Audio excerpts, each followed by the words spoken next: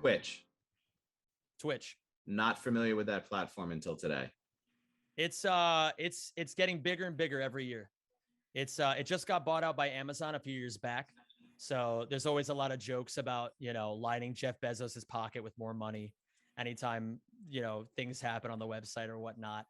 But largely, I mean, it's one of those things that it's almost like what sports were on national broadcasted television, where it's like, people who play basketball recreationally want to watch what the professionals do. And people who play video games recreationally want to see what the pros do in the games that they play. So it's specific to that genre. Well, okay, that's also a good thing to bring up. It used to only be video games. But in recent past, they've started adding more and more things. So for example, they started with art, and then they added just chatting channels. So there's people who literally just sit there and just talk, and they don't play games at all.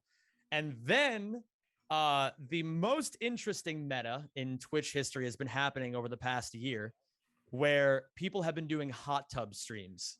Ooh. So you can probably imagine how that's all going, with very mixed reception. So, one of the most popular streamers on the website, she would just like sit in a hot tub for 10 hours a day wearing a bikini, sitting on a little like a banana floaty or something. And people would just, donate thousands upon thousands of dollars every single day. So how do you explain the psychology behind that? I mean, why people? I was kind of hoping you could fill that in. That I would fill that in. Well, I'm still absorbing all of this, and I'm curious. Is there a way to ask your viewership right now why they watch?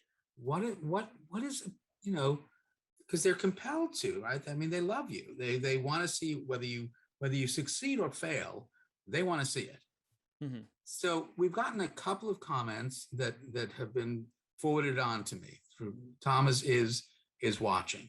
Yeah, I'm seeing a lot of live in the chat. A lot of boobs. Yes, at least in the case of the hot tub streamers, it's almost exclusively horniness. Yeah. Thank you, audience. I appreciate it. Keep these comments coming in, because does that become like a peep show almost, where you're talking to the person and having the conversation while she's in the hot tub on her banana float? Well, she very exclusively, the person I'm referring to, almost exclusively does not interact with her audience at all, which creates another dynamic where, some people are into that sort of thing. They want to be ignored or whatever. They want to, I'm not going to get into that whole thing because I'm not qualified to speak on that. But Dr. Joe is. Yes, if you'd ever want to elucidate us on that would be fantastic.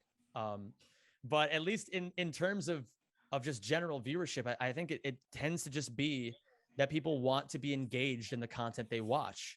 It's YouTube. If you want to watch an instructional video on how to wash your hands by the CDC, you can go online and watch that, but you can't really engage with it.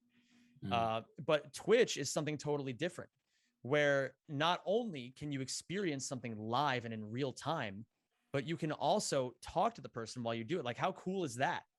Like, how often do we watch TV shows where we ever get the chance to engage with the creator of the content?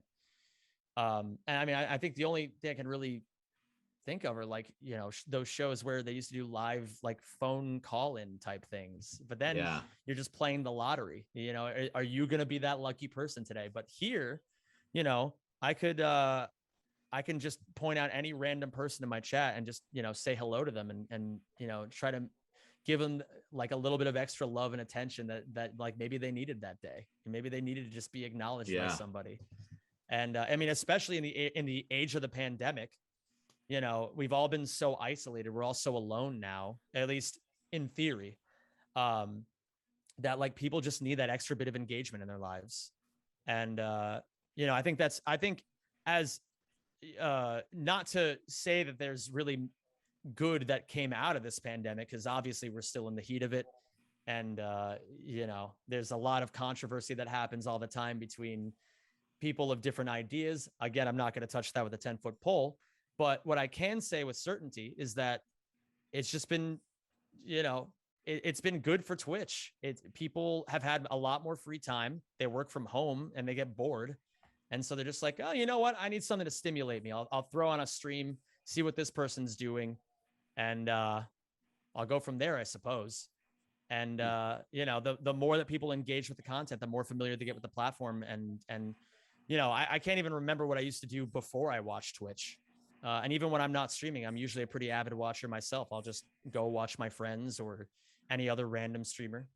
Yeah, I'll add too that as someone who gets into that sort of seasonal depression, and I'll do a comfy binge of a show like The Office or Parks and Rec.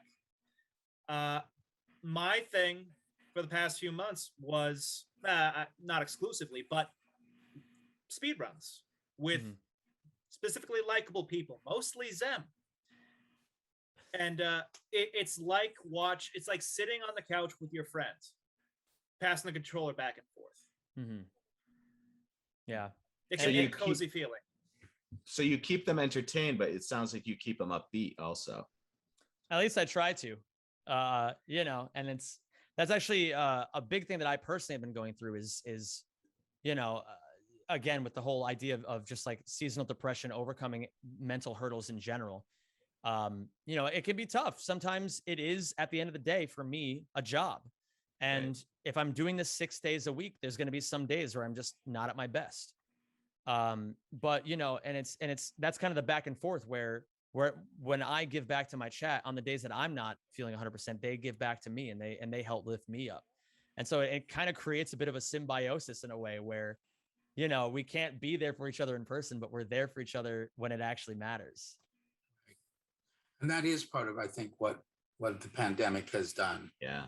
Is it has united all of us in a way that we never imagined, even though we're separate. And I think it has shown us how much we really have in common compared to how different we are. We're not that different. We all want the same thing. And, my audience knows that this is what I say. We all want the same thing, which is just to feel valued by somebody else. And what you are doing is at every moment you can remind someone of their value. And whenever you remind someone of their value, you increase your own value. And it really sounds like that's what you're doing intuitively. I mean, we have this instinct in all of us that we can just remind someone of their value. We're also good at the other. We're also really good at making people feel like crap. We can do both. And you get to choose which one you want to do.